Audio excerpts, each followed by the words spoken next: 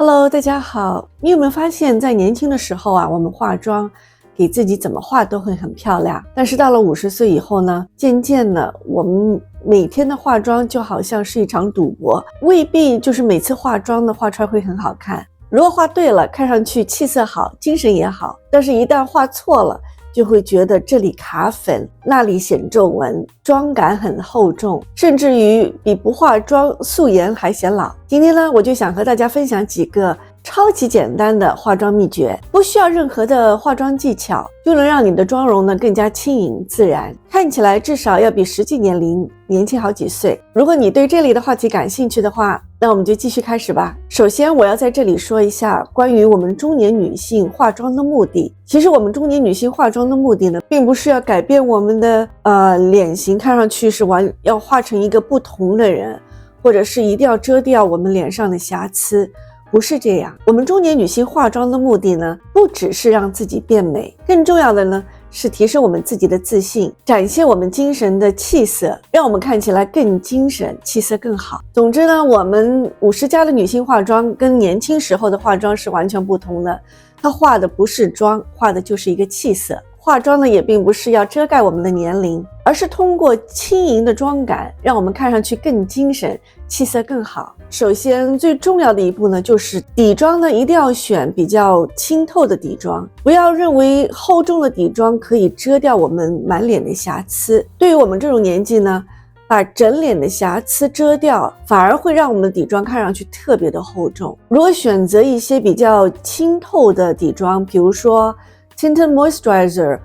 或者是 BB Cream 啊 CC Cream， 这些比较润色的底妆呢，会让我们的肤色提亮，均匀我们的肤色，让我们的肌肤呢会看起来更加的通透。记得一定要避免那些 full coverage 的底妆，因为这样的底妆呢，它更容易显我们脸上的细纹。在上这一类轻盈的底妆的时候呢，我们可以选用美妆蛋，或者是用手，甚至用刷子轻轻的带过就可以了。利用这样的工具呢，可以让我们的底妆看上去比较通透。我是比较喜欢用美妆蛋，但是要比较湿润的美妆蛋，去把粉底轻轻的铺开，那这样整个脸的底妆看上去就比较通透了。另外就是如果说你的脸上的瑕疵不是很多的话呢，甚至于可以不用上底妆，可以上一些提亮肤色的润色霜，只要提亮你的肤色，均匀你的皮肤，然后再局部的遮瑕，这样呢肌肤看上去就更自然更通透。就算你脸上的瑕疵很多的话，我也是建议你局部的遮瑕，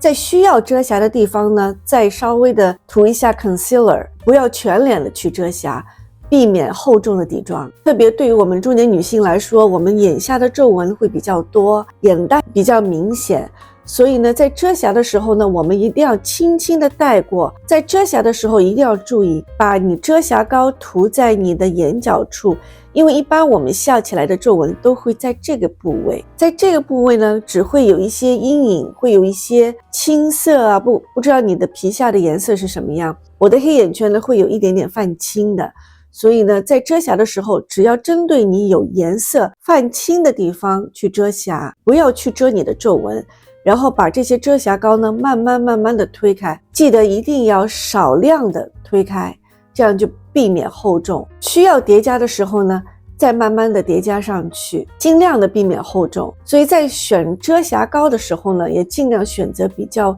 润一点的，清透一点的，尽量避免 full coverage 的遮瑕膏。第二个要点呢，就是我们的眉毛。眉毛在整个脸型当中呢，是非常修饰我们的脸型的，也非常重要。在画眉毛的时候呢，一定要画得非常柔和，要根据你自己的眉形去画，不要刻意的去画得很细，又或者是刻意的去画成那种挑眉啊，不适合自己脸型的眉。所以呢，在我们年轻的时候可能拔眉毛拔的比较多，所以年纪大了眉毛就越来越细了。现在的妆容呢跟以前不一样，以前可能流行比较细的眉毛，现在呢反而稍微粗一点点的眉毛，比较自然的眉形，看上去更显年轻。眉毛呢一定要画得柔和，千万不要去细描它。你可以先用眉笔或者是眉粉都可以，只要在你有空缺的地方呢，先补充一下，慢慢的一根一根画，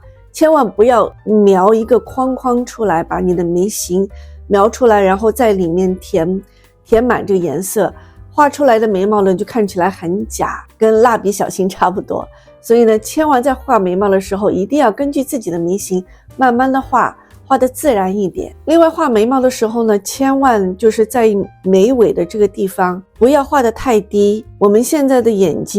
皮下垂的会比年轻的时候厉害眼尾画得太低或者拖得太长的话，会给人的感觉就是眼尾下垂的厉害。所以呢，一般的眉毛呢就不要画得太长或者是太低，只要跟你的眼尾平行就可以了。另外呢，在选眉笔的时候，颜色呢尽量不要选太深色。如果你头发是黑色的，尽量就不要去画黑色的眉毛，可以选择一些咖啡色、棕色或者是那种浅灰色，也是非常适合。千万不要画得太浓或者太深，这样就显得很不自然。第三个呢，就是眼妆。在画眼睛的时候呢，尽量选择简单的淡妆，比如说眼影可以选择大地色或者是米色，或者是粉的粉色都是可以的。太深色的咖啡色或者是烟熏妆呢，已经是就不太适合我们这个年龄了。不像有些欧美的女性，她们眼睛的造型跟我们东方人的眼睛是不一样，她们的眼睛是比较大，也比较凹进去深邃的，所以当她们在画双眼皮或者是比较深一点的深咖啡色的时候，去勾勒她们的眼型的时候呢，就会看上去比较好看。但是对于我们亚洲女性来说，如果我们眼皮的双眼皮眼睛不够凹不够大，画上去呢就会显得脏脏的，看上去眼睛呢就会很小，让我们的眼皮呢就会觉得有下垂的那种感觉。所以尽量不要去画很深的烟熏的眼影。包括在画眼线的时候，我之前的视频里也有提过，我们在画眼线的时候千万也不要画得很深很粗的眼线，这样呢会让我们的眼睛变小变得厚重，眼睛不会很这样张开。你如果眼线画得很粗很深，好像有些美妆博主他们喜欢画得很深，然后后面拖一个很长的眼尾出来，其实并不是适合所有的人。如果你的眼睛不是很大，或者是像我们开始眼皮往下垂，所以画眼线太粗的话，反而会让我们的眼睛看上去没有那么精神，而且会觉得眼皮很重，就觉得你的眼皮很厚，有一条线在那里，反而会聚焦在那条线上面。另外在这里呢，我要提醒一点，在画眼线的时候呢，记得一定要画内眼线，不要把眼线画在外面，这样看上去眼线就很粗。画内眼线呢，最主要是为了让你的眼睛看上去有点神，但是呢又不会显得眼睛变小，所以记得画眼线的时候一定要贴着内眼线的根部去画。还有眼线画得太黑很粗的话呢，看上去这妆容很厚，并不适合我们亚洲人的女性，因为毕竟不是舞台妆嘛，就是我们还是需要一些比较自然的日常妆，看上去呢比较自然。另外呢，在画眼线的时候，眼线的颜色也尽量不要选很深很黑的颜色，可以选择一些棕色，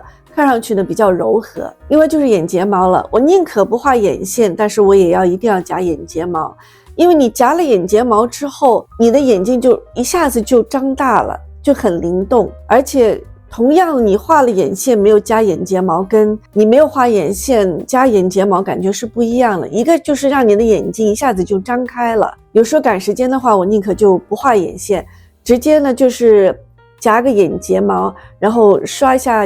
mascara 就好了，这样呢看上去更自然更清爽，你的眼睛呢看上去也更灵动。记得在夹眼睫毛的时候呢，一定要贴着你睫毛根部去夹，让它夹得很翘。如果你夹得不翘的话，你用的那个睫毛膏刷上去，有些睫毛膏它比较湿，所以呢你一刷上去你的睫毛就耷下来了，所以尽量呢就把自己的睫毛夹得翘一点。另外呢，在选睫毛膏的时候呢，也尽量选一些没有那么厚重的睫毛膏，